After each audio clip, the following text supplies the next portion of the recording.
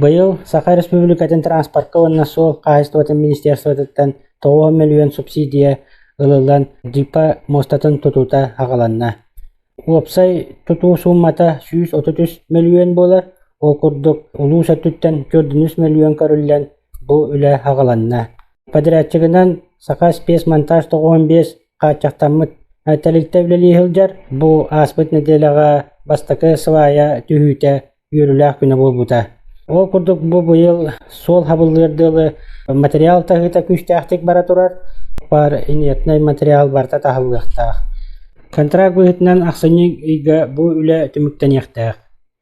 Моста опсай уһуна 6,5 метр болар, онна моста кирер солан уһуна 697 метр. Онна тер боллаката быйыл те күле тәңәр хытарны хелектер битер түбәтегер үс объект тутута була турар. Ол курдуга петем курдук джипа мостатын тутута, онна жабыдак мостатын тутута, онна хеттәңәр километрда капитанны сол тутута агаланна. Бу үс объект барыта быйыл түмүктән яктакта.